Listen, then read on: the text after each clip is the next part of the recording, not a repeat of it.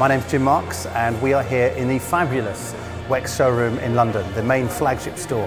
Today, quite a fun day. It's the new GH5S, S I think for sensitive, I'm going to go for sensitive, the new derivative of the GH5 series, and it's very exciting. I'm going to be talking to people upstairs, talking about the camera, showing them the features.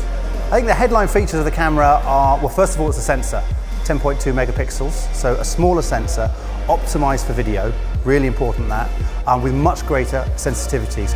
In terms of some other features, the recording formats are new. We've got Cinema 4K with a multi-aspect sensor, which, to cut through all the jargon, basically means as a video shooter, you actually get a slightly wider view. That's the important bit.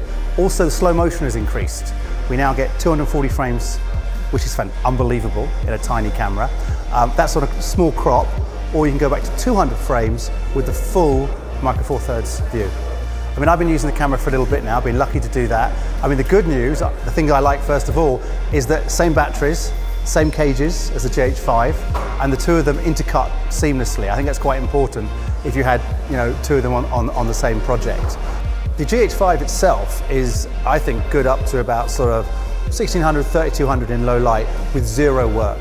But this camera's in a completely new league. I mean, the S, we did some tests. I took it up to 5,000. I was getting great result. I thought that's very silly. I took it up to 6,400, still usable. 8,000, still usable. And that's, that's a whole new thing for Micro Four Thirds to be able to work in those kind of low light. I mean, I know there's been a lot of chatter about the removal of IBIS from the GH5, and there is a good reason for this. It's because it's a completely different sensor and it's wider, it's bigger, and it's multi-aspect, which means you get that slightly wider view. And they can't, you can't fit the stabilization from the GH5 with that sensor.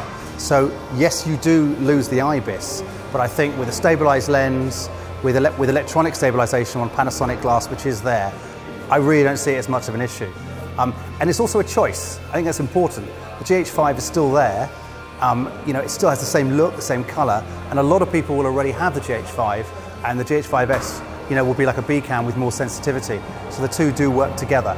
I think if you don't have either camera and you're new to the system, I think if predominantly you are a videographer, a filmmaker, if you want anamorphic and low light capability, I think the GH5S is the better camera for you. But if you need to do stills, okay, if you need to have 6K anamorphic, if you want to go down that way, then perhaps the GH5 is a better fit. I mean, you've got a choice, two paths that you can take. What's nice is they both interrelate and they both work together. For future events, you can go to the marvelous WEX website, where it's actually quite organized. They layer it all out every month, what's going on, and you can find the things that interest you and find out there.